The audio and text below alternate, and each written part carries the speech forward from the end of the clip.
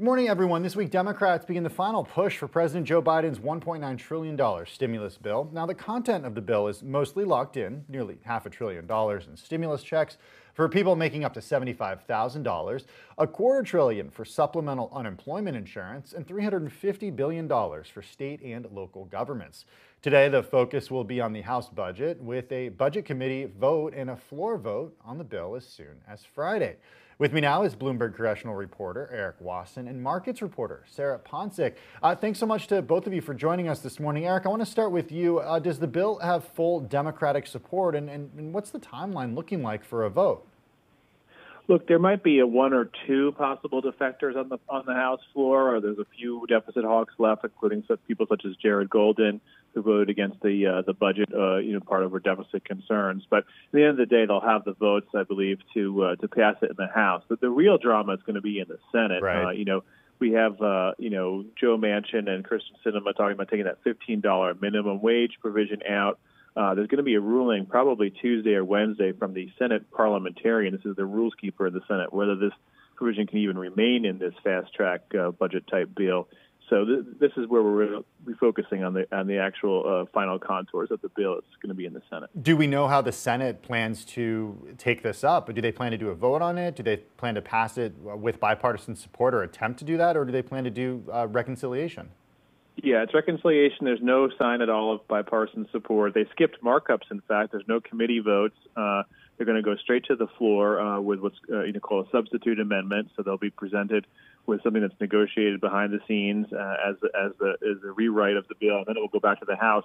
They're all trying to do this by March 14th. There's an expanded unemployment insurance benefits that were approved by Congress in December expires. So they might come up right against the deadline, as they often do in Congress, but Majority Leader Chuck Schumer on Friday said he would guarantee that they make that deadline. Hey, Sarah Ponsick, come on in here and just give us an idea of how the outlook for the economy has changed in recent week. We're seeing bond yields tick up higher over the past few weeks, the highest point they've been in months at this point. What is that telling us about the way that investors are feeling about this recovery? Right. What this is telling us is just that the outlook for the economic recovery is getting brighter. And we have seen this reflected in some recent economic data. For example, the last retail sales report came in much stronger than expected, showing that people are out and spending at a stronger rate than economists had previously thought. Now, when it comes to this $1.9 trillion package, though, the hope is that this is going to be passed. Markets have priced this in. This is the expectation right now that on top of past stimulus packages,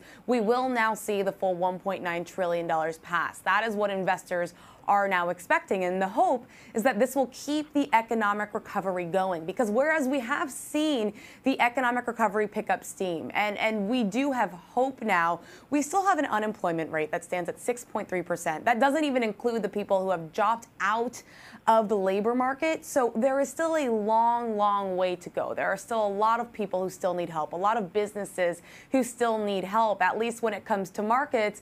And as investors love to say, the markets are forward-looking. Markets are starting to get more excited, more optimistic about the economic recovery ahead. And that does include the expectations for that big, large, multi-trillion-dollar fiscal package. Well, Eric, it raises the question as to what extent there is still this sense of urgency in Congress about this. If markets are indeed looking forward and they're more optimistic about where we are in the recovery, and we've gotten this slew of positive economic data, and as a result, we've seen bond yields tick up higher, does it feel like there's still that sense of urgency in Congress to get something done, especially something of this size? Oh, yeah, I would say that it's probably correct to assume that it's going to pass. I mean, it's going to be, if not the $1.9 trillion, very close to or similar. I think the only real thing is the $15 minimum wage is holding people up. And there's also some, bickering about whether it's going to be 6 months of unemployment or 5 is in the House bill. I think those are two possible real changes. But I think this is pretty much a done deal. And in fact, we've begun to already focus on the next package, which could be as much as $3 trillion. And that's going to be a much bigger fight, actually. Okay. Hey, Sarah, I want to get your thoughts on inflation here, because this morning you wrote that, quote, inflation angst is about to rewrite the stock market playbook. What does that mean exactly? Why is there this renewed concern on inflation? And how are we seeing that play out in the equity markets? Right. So this was a story with my colleague Lou Wang. And what inflation is, or how it really occurs, is that essentially you have too many dollars in the system chasing too few goods. So the idea here is that you have an economy that is picking up steam. Eventually, you'll have people going out and spending money, but at the same time, due to these fiscal packages, people will have more money in their pockets possibly. So you've got plenty of cash in the system. And when people get out and truly start spending, well, that could mean increases in prices, whether it's commodity prices, gas prices.